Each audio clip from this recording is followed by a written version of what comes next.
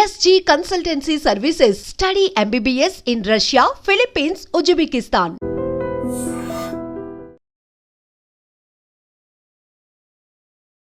నమస్కారం, welcome to I dream. ధర్మ మార్గం విత్ విచిత కార్యక్రమానికి స్వాగతం.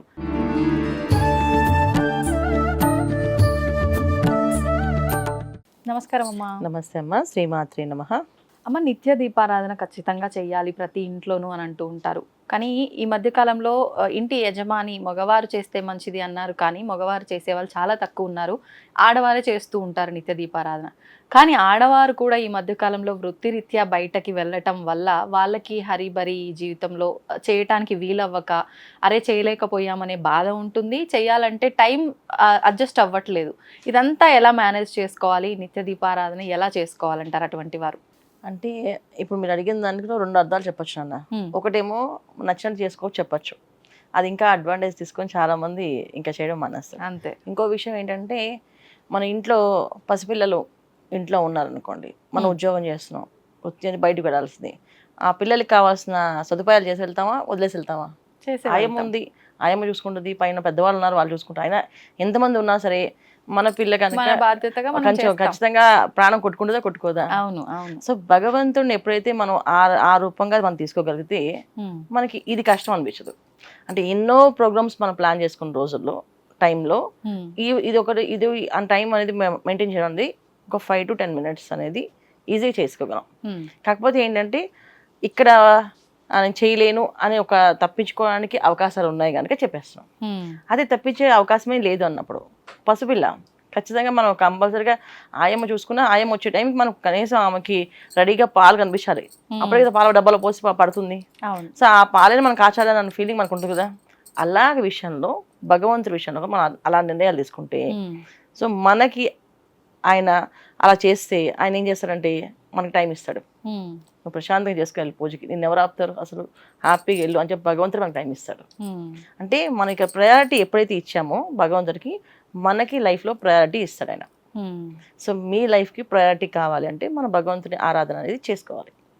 అయితే దీపం వెలిగించే పరిస్థితి రాలేనప్పుడు, నిజంగా రాదు అన్నప్పుడు సింపుల్ ఏంటంటే, దీపం అనేది ఏంటంటే ఇంటికి ఇల్లాలు దీపం అని చెప్తాను.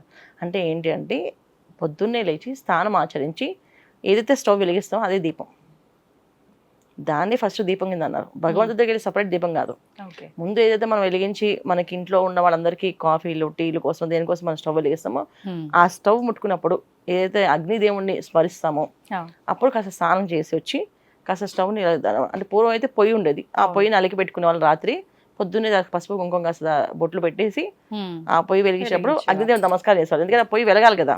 అప్పుడు కట్టెలన్నీ వెలగలేదు అనుకోండి, ఒక రోజు ఏం చేస్తావు, అవి వెలిగేవి కాదు. ఎంతసేపు వెలిగించినా వెలిగేవి కాదు, చాలా కష్టం అయిపోయి అందరూ లేచేస్తుండే వాళ్ళు, కాఫీలు కావాలి, టిఫిన్లు కావాలనేసి. అప్పుడు ఖచ్చితంగా దేవుడు దేవుడు దేవుడు అని చెప్పి అనుకుంటేనే అది వెలిగించేవాళ్ళు కట్టెల్ని. ఇప్పుడు ఏంటి మనకు వచ్చింది, గ్యాస్ స్టవ్ వచ్చేసి చక్కెర కొడితే ఆన్ అయిపోతుంది. కొంతమంది జస్ట్ ఆన్ చేస్తే ఆన్ అయిపోతుంది. దాంతో ఏంటంటే లేవడం బెడ్ నుంచి లేవడమే వెళ్ళి స్టవ్ ముట్టుకొని వెలిగిస్తున్నారు. ఇది దోషం కింద మారుతుంది. దీనివల్ల ఏంటంటే మనకి ఏ పని చేయాలన్నా, సో చుట్టూ మనకి బాడీలో ఏంటంటే రజోగుణం అనేది పెరుగుతుంది. ఏదైతే స్నానం ఆచరిస్తామో అప్పుడు సాత్విక గుణం అనేది ఉంటుంది. మనలో 3 గుణాలు ఉన్నాయి. సో ఈ 3 గుణాల్లో ఎక్కువగా వాడేది రజోగుణమే. సో తామసం గుణం ఉంది కదా, అది చాలా తక్కువగా, రజోగుణం ఎక్కువ పెరుగుతుంది. సరే ఫాస్ట్గా అయిపోవాలి పని, ఫాస్ట్గా టైం సరిపోదు అని చెప్పి పరిగెడతాం కదా. ఈ పరిగెట్టే ప్రాసెస్లో చేసే పనులు కొన్ని మిస్టేక్స్ మన జీవితాన్ని ఇంకా ఇంకా వెనక్కి తీసుకెళ్తుంది. ఇప్పుడు పూర్వం చూడండి, ఒకే యజమాని సంపాదిస్తే ఇంటిల్లిపాది హాయిగా తిని హాయిగా ఉండేవాళ్ళు. ఇవాళ ఇంట్లో ఉన్న అందరూ సంపాదించినా హాయిగా తినలేకపోతున్నారు, హాయిగా ఉండలేకపోతున్నారు. అవునమ్మా. సో ఎందుకు వచ్చింది ఆ కారణం? మనలో చేసే కొన్ని మిస్టేక్స్ అవి మనని శాపాలుగా మారుతున్నాయి. సో దానివల్ల వెనకబడుతున్నాం. మనం ముందుకు వెళ్తున్నాం అనుకుంటున్నాం, కానీ మనం కొన్ని అలవాట్లు వదిలేసి వెనకబడుతున్నాం. సో వచ్చే తరానికి అది ఏం చేయాలి అనేది కూడా తెలియకుండా అయిపోతుంది. ఇలాంటి పరిస్థితికి మనం వెళ్తున్నాం. సో అందుకని ఏంటంటే పెద్దవాళ్ళు ఏం చేస్తారంటే కనీసం మీరు ఇంకా స్టవ్ ఇలా వెలిగిస్తారు కనుక స్నానం చేసి దీపం పెట్టండి దేవుడి దగ్గర అని చెప్పారు. సో దేవుడి దగ్గర ఖచ్చితంగా స్నానం చేసి వెళ్తాం కదా. అందుకని దేవుడి దగ్గర ఇంట్లో దీపం పెడితేనే, ఇంట్లో దీపారాధన జరిగితేనే ఇల్లు కలిసి వస్తుంది, ఇంట్లో దీపం ఉంటేనే ఇల్లు మీకు ఎత్తురిల్లుతుంది అని చెప్పి మన్ని అలా అలవాటు చేశారు, డైవర్ట్ చేశారు. ఇవన్నీ ఎప్పుడు 90s నుంచి ఏదో ఒకటి ఒకదానికి లింక్ చేయకపోతే చేయాలి. వినరు అని చెప్పి వినరని చేశారు. కానీ మన చేసే పని ఏంటంటే పొద్దున్నే లేవగానే స్నానం ఆచరించాలి ఫస్ట్. అది ఇంట్లో లక్ష్మీ స్వరూపం. ఇంటి దీపం వెలిగించడం కంటే ముందు మనం ఇంట్లో శుభ్రమైన బట్టలు వేసుకొని శుభ్రంగా ఉండడం అనేది ముఖ్యం. రెండోది ప్రశాంతంగా నవ్వుతూ లేవడం అనేది ఇంకా ముఖ్యం. సో ఆ రోజు ఎంత బిజీ ఉన్నా నేను చాలా బిజీ అనుకోకుండా నవ్వుతూ భగవంతుడా నన్ను నిద్రపోతే మనం లేచామంటే మనం బతికినట్టే లెక్క. అంతే నిద్ర అవస్థ నుంచి ఒక అవస్థ నుంచి ఇంకో అవస్థకి వెళ్తాం. మళ్ళీ ఆ అవస్థ నుంచి బయటపడ్డాము అంటే ఇంకా మనకి ఈ రోజు చేయాల్సిన కార్యక్రమాలు ఇంకా ఉన్నాయని అర్థం. సో ఆ కార్యక్రమాలకి ఏ ఆటంకాలు రాకుండా విఘ్నాలు రాకుండా నేను చక్కగా చేసే విధంగా అనుగ్రహించని చెప్పి దేవుణ్ణి కోరుకునే ముఖ్య ఈ దీపారాధన పుష్పాలు పెట్టడం. సో ఇలా చేసుకుంటూ వెళ్ళడం. ఈ వీటిని కూడా మనం వద్దు దీని కూడా ఏమైనా ఆల్టర్నేట్ చెప్పమంటే ఇంక మొత్తానికి ఏమి చేయదు అన్న, ఏమి చేయరు, వదిలేస్తాం మొత్తానికి. అప్పుడు మనం వదిలేస్తాం, అప్పుడు పిల్లలకి ఏం నేర్పిస్తాం? రేపు పిల్లలకి అసలు భగవంతుడు ఒకటి ఉంటుంది. ఇప్పుడు చాలా ఇళ్లలో దేవుడు రూమే లేదు. అవును, ఏదో జస్ట్ 2 ఫోటోలు పెడుతున్నారు. ఏదో కొంతమంది మెడిటేషన్ చేస్తాం మాకు భగవంతుడు అక్కడ మాకు కళల్లో మాకు అనిపిస్తుంది అని చెప్పేది తప్పేమీ లేదు. కాకపోతే ఏంటంటే నెక్స్ట్ తరానికి ఏమి ఇస్తున్నాం మనం ఇక్కడ ఓకే, బట్ నెక్స్ట్ తరానికి ఇవ్వాలి అంటే మన ఆచారాలు, మన సాంప్రదాయాలు, మన హిందుత్వం ఏదైతే ఉందో, మన సనాతన ధర్మం ఏదైతే చెప్పిందో ఈ ధర్మాన్ని మనం పాటించాలా చెయ్యాలి. ఇది మన మానవ జన్మగా మనం తీసుకున్నప్పుడు, ఒక హిందూ ధర్మంలో మనం పుట్టినప్పుడు హిందువుగా మనం చేయాల్సిన కార్యక్రమాలు కొన్ని ఉంటాయి, బాధ్యతలు. ఇవి బాధ్యతలు. సో ఇవి ఖచ్చితంగా చేయాలి. అమ్మ ఇప్పుడు ఇందాక మీరు అన్నట్టుగా స్టవ్ మనం స్నానం ఆచరించి వెలిగిస్తే అక్కడే మనం భగవంతుడికి దీపారాధన చేసినట్టుగా అవుతుంది అని అన్నారు కదా. ఇప్పుడు మరి ఆడవాళ్ళకు పీరియడ్స్ వచ్చిన సమయంలో కూడా మనం పోయి వెలిగిస్తున్నాము, అది మరి దోషం కింద మారట్లేదా? అంటే జనరల్గా ఏంటంటే వెలిగించకూడదు, కానీ వేరే ఆల్టర్నేట్ లేకపోవడం వల్ల వెలిగిస్తున్నారు. దాన్ని అగ్ని అంటేనే ఏంటంటే శుచి అని అర్థం. సో అగ్నిలో వేస్తే ఏదైనా సరే అది శుద్ధి అయిపోతుంది. సో మనం చేసేదానికి చేస్తున్నందుకు దానికి ఒక పూజ ఉంటుంది. 5వ రోజున ఒక చిన్న కథ చదువుకొని ఆడవాళ్ళు నీళ్ళు పోసుకుంటారు. సో సూర్య భగవాన్ దగ్గర కోరుకుంటారు, తెలిసి తెలియని చేసిన తప్పులు ఏమైనా ఉంటే నన్ను మన్నించి క్షమించు స్వామి, నా దోషాలు ఏమైనా ఉంటే నువ్వు తీసుకొని పుణ్యం మాత్రం నాకు ఇవ్వు, నేను నా బాధ్యతని, నా కుటుంబ బాధ్యత కొరకు నేను చేసిన పనులు ఇవి, నా కోసం నేను చేయలేదు. ఇక్కడ ఏమైంది, నువ్వు నీ కోసం నువ్వు చేయలేదు, నీ కుటుంబం బతికించడానికి కోసం నువ్వు చేస్తున్నావు. ఇక్కడ ఆ విధంగా వస్తుంది అర్థం. సో ఇది కొంచెం చెప్పి చేసుకోమంటారు. అయితే పూర్వం అయితే ముట్టుకునిచ్చేవాళ్ళు కాదు, అసలు ముట్టుకునే వాళ్ళే కాదు అసలు, కానీ ఇప్పుడు తప్పట్లేదు చేస్తున్నారు. సో ఈ విధంగా కథ 5వ రోజు స్నానం చేసినప్పుడు పసుపుతో ఒంటికి మొహానికి రాసుకొని కొంచెం ఇంత పసుపు ముద్ద గొంతులో వేసుకొని సూర్య నమస్కారాన్ని చేయాలి. సూర్యుడి దగ్గరికి వచ్చి నమస్కారం చేసి ఏమైనా దోషం ఉంటే ఆ దోషాలు నువ్వు తీసుకొని పుణ్యం మాత్రం నాకు ఇవ్వు స్వామి అని చెప్పి దండం పెట్టుకోవడం. ఈ విధంగా పెట్టుకోవడం వల్ల ఏంటంటే ఆ దోషం నివారణ అవుతుంది. అంటే నీ కోసం చేసేది స్వార్థము, పరుల కోసం చేసేది సహాయము. ఈ స్వార్థానికి సహాయానికి మధ్యలో ఉండేటప్పుడు దోషం కింద రాదు, అది నీ బాధ్యత కింద వస్తుంది. అలా అనమాట. అంటే నా బాధ్యతను నేను నిర్వర్తించాలి కాబట్టి తప్పక ఇది చేయాల్సి వచ్చింది అని చెప్పి మనం చెప్పుకుంటే సరిపోతుంది. అక్కడితో దోషం అనేది ఉండదు ఇంకా మనకు అయిపోతుంది. ఈ పసుపు మింగటం ఇదంతా ఎందుకమ్మా? శరీరంలోని ఎప్పుడు కూడా రజోగుణం పెరగకుండా ఉండడానికి. అంటే అప్పుడప్పుడు అలా చేస్తూ ఉండాలా? ఎవ్రీ మంత్ అలా జరిగినప్పుడు 3 రోజులు 5వ రోజు ఇంత చిన్న పసుపు ముద్ద గొంతులో మింగితే మనకి ఆ అగ్రెసివ్గా అనేది ఉండదు. సాత్వికంగా ప్రతి విషయాన్ని ఆలోచించి ప్రతిదీ చేస్తాం. ఇంటికి ఇల్లాలు దీపంలాగా ఉండాలి అంటారు. అంటే ఏంటంటే కాంతి ఆ వెలుగులాగా ఉండాలి, అగ్నిలాగా జ్వాలలాగా ఉండకూడదు. చాలా మంది అరుస్తూ ఉంటారు, గట్టిగా మాట్లాడేస్తుంటారు, ఎంత చెప్పినా వినరు. సో వాళ్ళకి ఆ కోపం ఇంకా పెరుగుతూనే ఉంటుంది. చేసే పనులు ప్రతిదీ ఇంకా అంటే ఎదుటి వాళ్ళకి చేసేది అలాగే ఉంటుంది. అలా ఉన్నప్పుడు వీళ్ళు పెంచుతూ ఉంటారు. కానీ దాన్ని తగ్గించే మార్గం ఏది అంటే ఆవిడకి ఆ రజోగుణం పెరగకుండా ఉండాలంటే ఇది చేయాలన్నమాట. సో అందుకే పూర్వం చేసేవాళ్ళు ఇవన్నీ. సో నిత్యం మనం సంతోషంగా ఉండాలి అంటే చాలా చిన్న పూజ ఏంటంటే ఎక్కడున్నా, ఇంట్లో ఉన్నా, బయట ఉన్నా, ఎప్పుడున్నా సరే త్రికాలలో చదువుకోవచ్చు. లక్ష్మీ అష్టకం 8 నామాలు, ఎక్కువే ఉండవు లక్ష్మీ అష్టకాన్ని. పొద్దున్నే లేచి స్నానం ఆచరించేసి పూజ చేయాల్సిన టైం లేకపోయినా ఈ లక్ష్మీ అష్టకాన్ని చదువుతూ వంట అంతా చేసుకోవచ్చు. ఆవిడ కూర్చొని చేయమని చెప్పలేదు, చక్కగా వాళ్ళు కూర్చొని చేయగలిగితే మంచిది, లేకపోతే చదువుకుంటూ చేయొచ్చు వంట అంతా. ఇది ఆడవాళ్ళకి మాత్రం ఈ నియమం, మగవాళ్ళకి కాదు. ఒకవేళ జర్నీ చేసే సమయంలో కూడా చాలా మంది ఎక్కువ అవర్స్ జర్నీ చేసేవాళ్ళు ఉంటారు, అలా కూడా చదువుకోవచ్చు చక్కగా. అయితే ఏంటంటే జర్నీ చేసినప్పుడు అంటే అందరూ ఉంటారు కనుక మనసులోనే చదవాలి. సౌండ్ కానీ మన శబ్దం కానీ కదలిక కానీ బయటకు రాకూడదు. ఎందుకంటే వేరే అసూచంతో ఉన్న వాళ్ళకు ఉంటుందా, వాళ్ళు వింటే అదొక దోషం. సో అసూచనలో ఉన్న వాళ్ళకి వినిపించినట్టుగా వాళ్ళు విన్నట్టుగా ఉంటే అదొక దోషం కింద మారుతుంది మనకి. సో జర్నీలో ఉన్నప్పుడు ఏంటంటే మనసులో ఖచ్చితంగా కంటిన్యూ చదువుకోవచ్చు.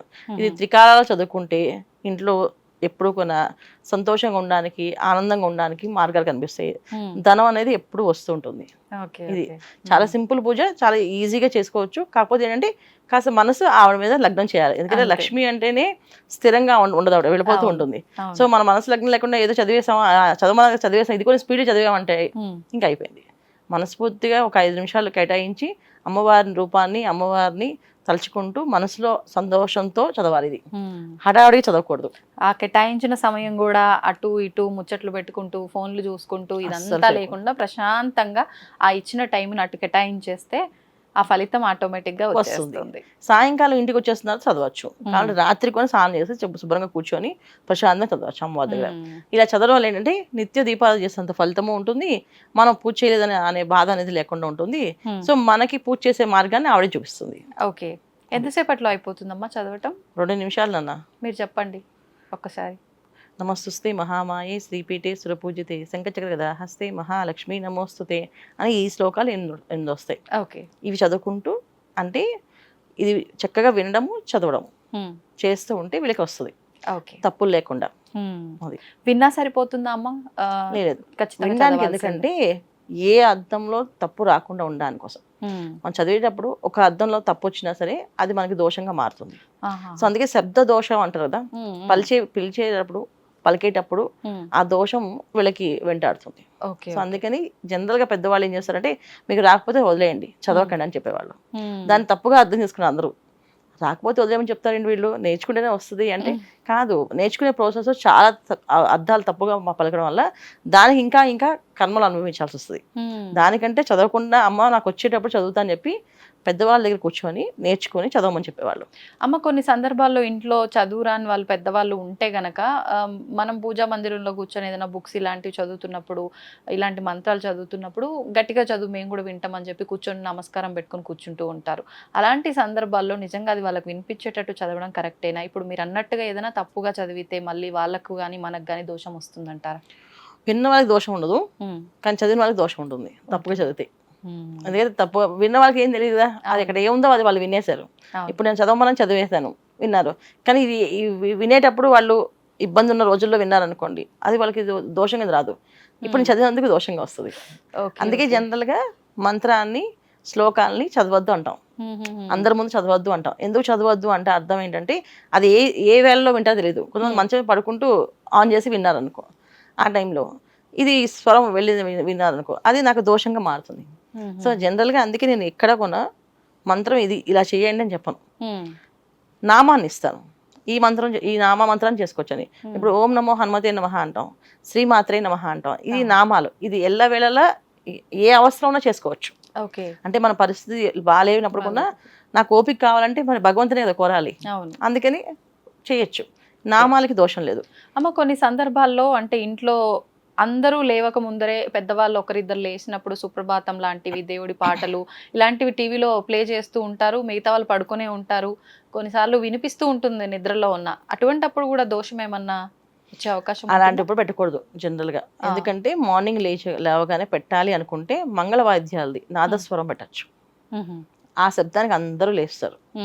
అందరూ లేచి శుభ్రంగా వాళ్ళ ఉన్న కార్యక్రమాలు తీర్చుకున్న తర్వాత మనం స్నానం ఆచరించి అది వినాలి. ఇప్పుడు మనం సుప్రభాతం వింటే మనకి ఏ ఫీలింగ్ వస్తుంది? తిరుమల వెంకటేశ్వర స్వామి గుడి, స్వామివారి దగ్గరికి వెళ్ళినట్టుగా, అక్కడికి వెళ్ళి దర్శనం చేసుకున్నట్టుగా, ఆ రూపాన్ని మనం చూస్తున్నట్టుగా అనిపిస్తుంది. అలాగే మనకి ఏదైనా అమ్మవారి శ్లోకాలు, లలిత సహస్రం అంటే అమ్మవారి రూపం కనిపిస్తుంటుంది. సో అమ్మవారి రూపాన్ని మనం ఎలా దర్శిస్తున్నాం? మన మనసు వెళ్ళిపోతుంది అక్కడికి. సో మనసు వెళ్ళినప్పుడు మనం ఏ శరీరంతో ఉన్నాం, అక్కడ ఏ అవస్థలో ఉన్నాం. సో ఈ అవస్థ నుంచి బయటపడడానికి పొద్దున పూట పెట్టే కార్యక్రమాలు ఏదైనా సరే స్నానం ఆచరించాక అది రన్ చేస్తూ మీరు వంట, వార్పు, బాక్సులు కట్టుకోవడం, ఆఫీసులకు వెళ్ళడం ఇవన్నీ చేసుకోవచ్చు. కానీ వేరే అవస్థల్లో ఉన్నప్పుడు కూడా వింటూ అవన్నీ అవస్థల పనులు చేసుకోకూడదు, అది దోషం కింద మారుతుంది. అది. ధన్యవాదాలమ్మా, చాలా మంచి విషయాలు తెలియజేశారు. నమస్తే అమ్మా. శ్రీమాత్రే నమః. అవుతున్న శివలింగం. పరమాత్మకు జీవా సరే దాన్ని అట్లా కప్పేసేయండి, చూపించదండి. Krishna is there. మూర్తి పూజ కాదు, సాక్షాత్ బ్రజేంద్ర నందన భగవాన్ ఉన్నారు మూర్తిలో. ఏమీ ఆశించకుండా ఆరాధించే వాళ్ళు కూడా ఉన్నారా ప్రభుజీ? నిజమైన భక్తి అంటే మనకు తెలియదు కాబట్టి